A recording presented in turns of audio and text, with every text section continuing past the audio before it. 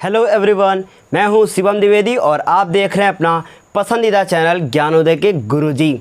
आज की इस क्लास में हम क्या बात करने वाले हैं, सबसे पहले हम उसकी ही बात करते हैं। तो इस क्लास में आज आप मेंडलीव की आधुनिक आवर्त सारणी के जितने भी लाभ होंगे वो पढ़ेंगे, जितने भी दोष होंगे वो पढ़ेंगे।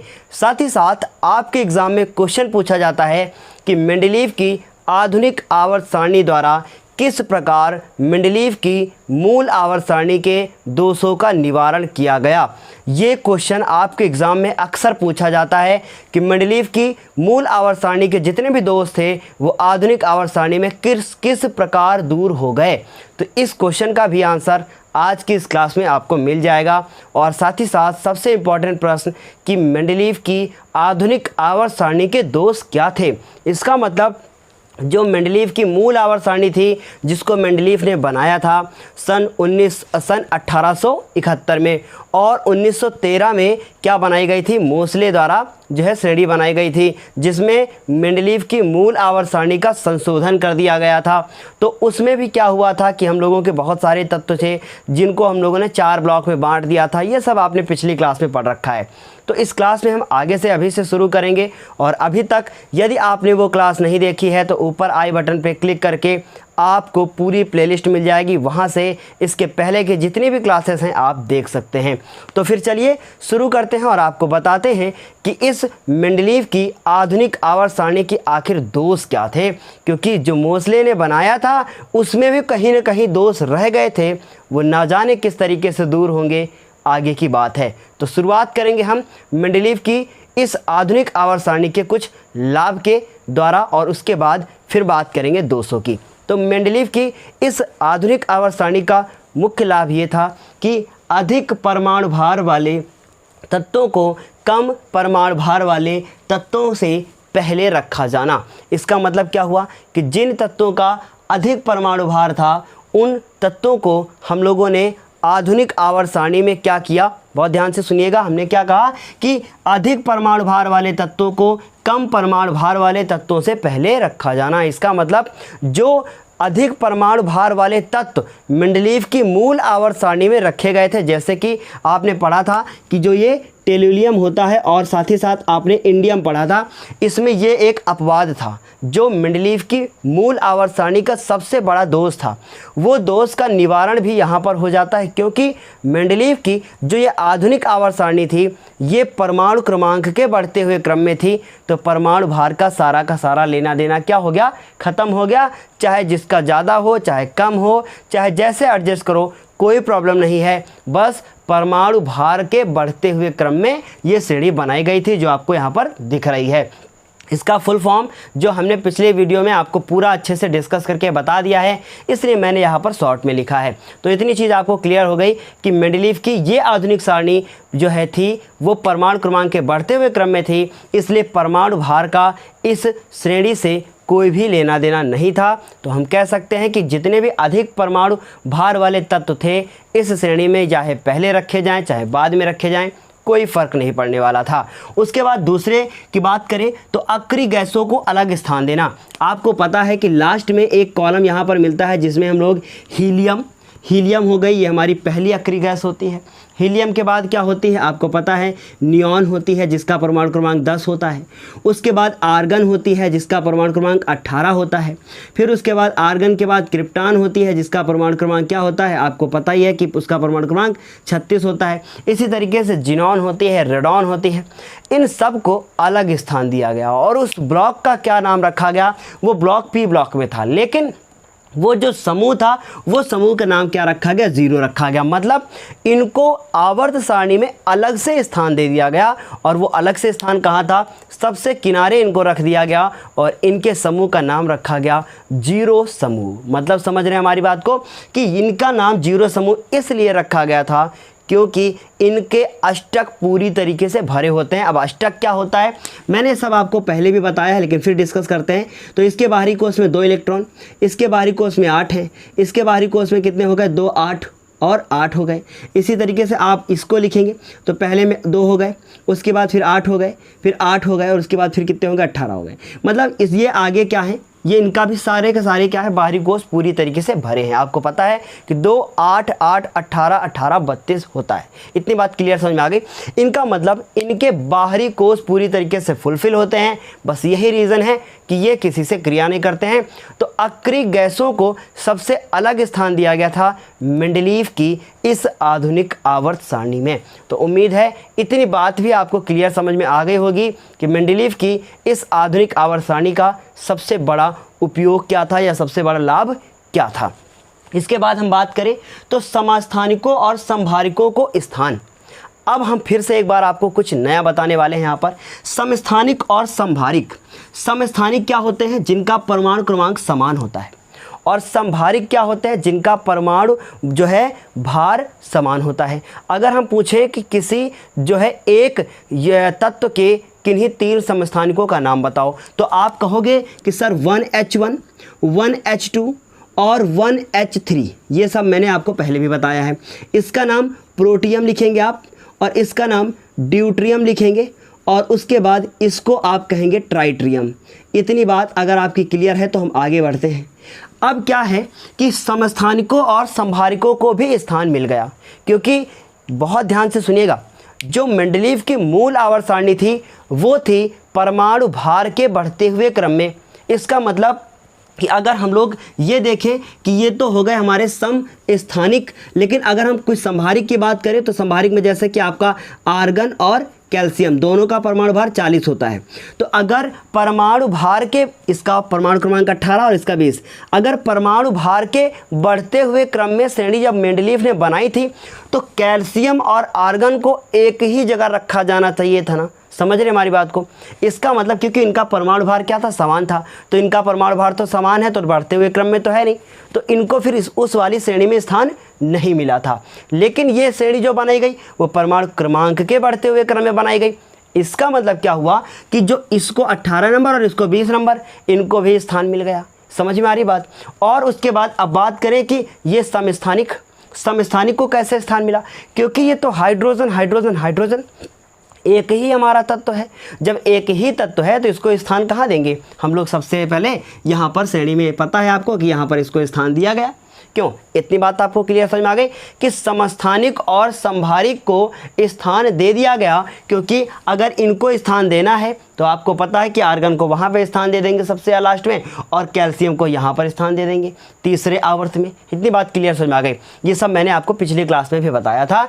तो इस तरीके से 3 पॉइंट क्लियर हो गए, और यही तीनों पॉइंट आपको आपके एग्जाम में बहुत अच्छे से लिखना है। पहला पॉइंट हमने आपको बताया कि अधिक परमाणु भार वाले तत्व को कम परमाणु भार वाले तत्व से पहले रखा गया। क्यों, क्योंकि ये परमाणु भार के बढ़ते हुए क्रम में तो थी नहीं। दूसरा पॉइंट हमने बताया कि अक्रिय गैसों को अलग से स्थान दे दिया गया, इनको अलग किनारे स्थान दे दिया गया, 0 वर्ग समूह नाम दे दिया गया इनका। उसके बाद तीसरी चीज़ मैंने बताई कि समस्थानिक और संभारिक जो भटक रहे थे उनको भी इसमें स्थान मिल गया, उनको भी शरण मिल गई। तो ये 3 पॉइंट ही आपके एग्जाम में पूछे जाते हैं। अब बात करें कि इस आधुनिक सारणी के जिसकी इतनी ज़्यादा तारीफ होती है, आखिर उसके दोष क्या हैं। बहुत सारे दोष थे, और सबसे बड़ा इसका दोष था हाइड्रोजन को स्थान ना देना। देखिए, आपको पता है कि जो लिथियम होती है, जो सोडियम होती है, जो पोटेशियम होती है, सारी की सारी क्षार धातुएं होती हैं। क्यों, सही कहा ना। इसका मतलब ये है कि अगर ये क्षार धातुएं होती हैं तो इनको स्थान, देखिए यहाँ पे हाइड्रोजन होता है, फिर लिथियम होता है, फिर सोडियम होता है, फिर पोटेशियम होता है, लेकिन इनको स्थान कहाँ दिया गया, फर्स्ट ए ब्लॉक में। इसका ये मतलब हुआ कि जब इनको फर्स्ट ए ब्लॉक में स्थान मिला, वहीं से सब कुछ गड़बड़ हो गया। वहीं से ये गड़बड़ हुआ कि इनके जो सोडियम और पोटेशियम और आपका लिथियम, ये तो सब क्षार धातुएं होती हैं, लेकिन क्या हाइड्रोजन क्षार धातु होता है? नहीं होता। इसका मतलब ये सबसे बड़ा दोष था कि इनको क्षार धातुओं के साथ स्थान मिला, और उसके बाद अभी तक हाइड्रोजन का स्थान निश्चित नहीं हो पाया है। उसका रीज़न समझिए। आपको पता है कि जो आपकी क्लोरीन होती है वो Cl और Cl मिला के डबल बॉन्ड बनाती है, मतलब सिंगल बॉन्ड बनाएगी तो Cl2 बनाती है, ये हमने आपको बताया। इसी तरीके से अगर H और H को मिला दिया जाए तो H2। इसका मतलब जिस तरीके से आपके हैलोजन जो क्लोरीन, ब्रोमीन, आयोडीन होते हैं वो द्विअणुक बनाने की प्रवृत्ति रखते हैं, उसी प्रकार हाइड्रोजन भी द्विपरमाणुक बनाने की प्रकृति रखता है। इसका मतलब क्या हुआ कि ये Cl2 बन सकता है तो ये H2 भी बन सकता है। तो इनको भी स्थान कहाँ मिलना चाहिए था फिर? सातवें वाले में, जिसमें क्या रहते हैं, हमारे हाइड्रोजन रहते हैं। तो ये तो फिर गलत हो गया कि हाइड्रोजन को स्थान सही ना मिल पाया। ये पहला पॉइंट हुआ इसके दोष का। इतनी बात क्लियर। उसके बाद लैंथेनाइड एवं एक्टेनाइड श्रेणी के तत्वों को मुख्य आवर्त सारणी में स्थान ना मिलना। अभी लैंथेनाइड और एक्टेनाइड क्या होते हैं? आपको पता है कि ये F ब्लॉक होता है, ठीक है। कितना ब्लॉक होता है? F ब्लॉक होता है। और इस F ब्लॉक में 58 से लेकर 71 परमाणु क्रमांक तक क्या लिखे होते हैं? हमारे लैंथेनाइड लिखे होते हैं। और इन लैंथेनाइडों को स्थान नहीं मिल पाया। और कहाँ पे स्थान नहीं मिल पाया? इनको इस जगह पर स्थान इनको नहीं मिल पाया। तो ये सबसे बड़ा क्या था? एक इनका दोष था। उसके बाद हम बात करें कि एक्टेनाइड की, तो एक्टेनाइड का जो होता है हमारा परमाणु क्रमांक वो 90 से लेकर 103 तक होता है। इसका मतलब ये हुआ कि एक्टेनाइड और लैंथेनाइड हमने बताया था आपको कि यहाँ पर होते हैं, क्योंकि उनको ये श्रेणी में जगह नहीं मिल पाई। तो देखो, अगर आपने अभी तक ना मेरी पिछली वाली क्लास को नहीं देखा है तो पिछली क्लास को ज़रूर देख लो, फिर इस क्लास को कंटिन्यू करो। 100% अगर आपको ये क्लास समझ में ना आए तो फिर आपको कोई सिखा नहीं दे सकता। मतलब पिछली क्लास आपको ज़रूर देखनी पड़ेगी, तब ये ज़्यादा बेहतर समझ आएगी। तो लैंथेनाइड और एक्टेनाइड को स्थान नहीं मिल पाया, उनको श्रेणी से बाहर रखा गया। ये बड़ा दोष था एक। इतनी बात क्लियर समझ आ गई? हम आपको पॉइंट बता रहे हैं। सारा नोट्स आपको नीचे PDF के रूप में मिल जाएगा, वहाँ से आप अपनी कॉपी पे नोट कर सकते हैं। तो पहले इसको समझ लो, फिर नोट्स लिख लेना। उसके बाद समान गुणों वाले तत्वों को अलग अलग स्थान देना। अब ये समान गुण वाले क्या है? देखो, मेरी बात को ध्यान से समझो।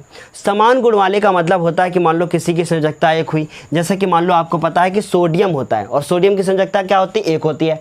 फिर उसके बाद पोटेशियम होता है, उसकी संयोजकता भी क्या होती है? एक ही होती है। तो इस प्रकार इसमें फिर क्या किया गया कि जितने समान गुण वाले तत्व थे उनको अलग स्थान दे दिया गया।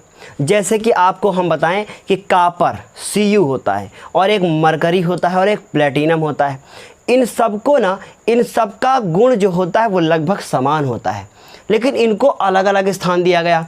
मतलब ये समान गुण वाले थे लेकिन इनको अलग स्थान दिया गया। इसी प्रकार जैसे कि आप एक और बताएं, ये हाइड्रोजन होता है।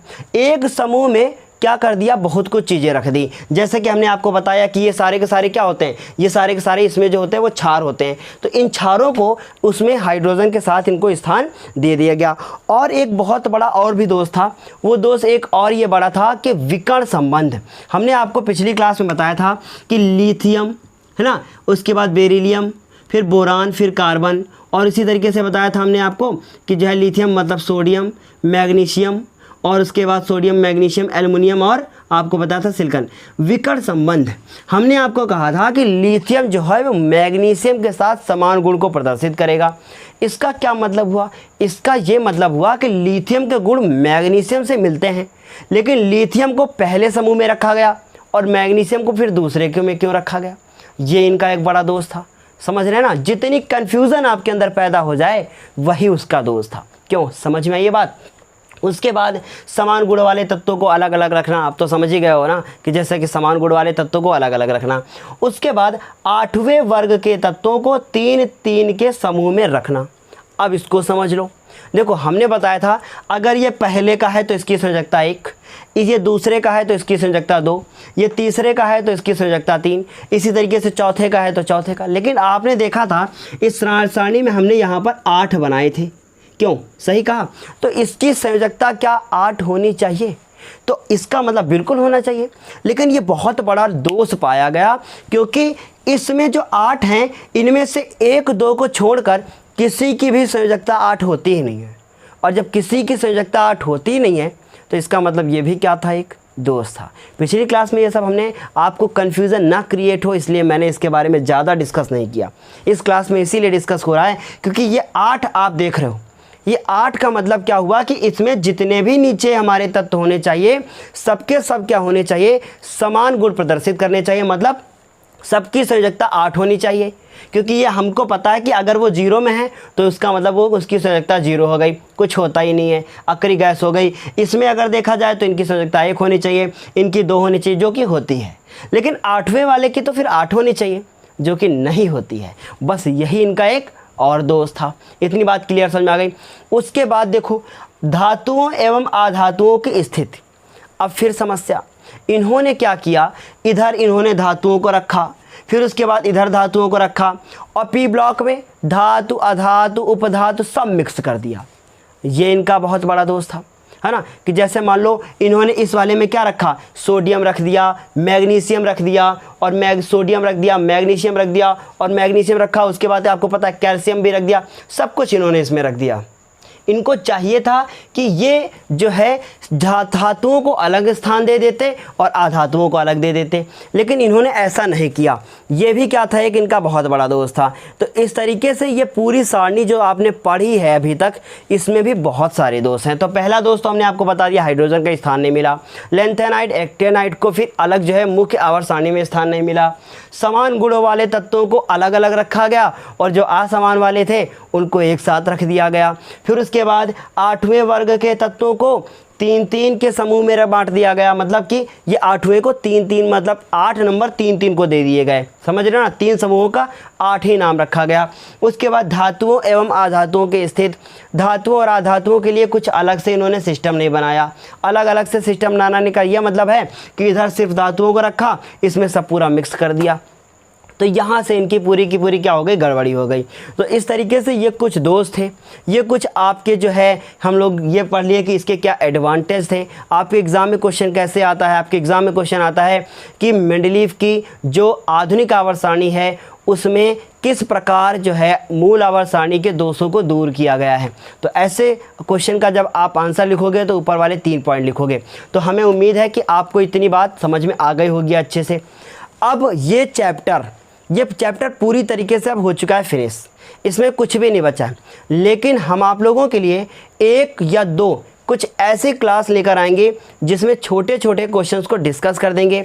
जैसे कि आप किसी तत्व का परमाणु क्रमांक जानकर कैसे बताओगे कि उसको आवर्त सारणी में कहाँ पे स्थान मिला है, वर्ग क्या है, उसका आवर्त क्या है, एस ब्लॉक क्या है, या पी ब्लॉक का है वो, या फिर डी का है, ये आप पहचानोगे कैसे, है ना। ये चीज़ हम आपको पढ़ाएंगे। आपके एग्ज़ाम में आता है कि परमाणु क्रमांक 17 वाला जो तत्व है वो आवर्त सारणी में उसको कहाँ पे स्थान मिला, तो हम तो देख को भी तुरंत बता देंगे कहाँ पे स्थान मिला। हम कहेंगे 17 है, अच्छा ठीक है, 2,8,7 लिखा हमने, गिना 1 2 3, तीसरा आवर्त हो गया, 7वां समूह हो गया, खत्म।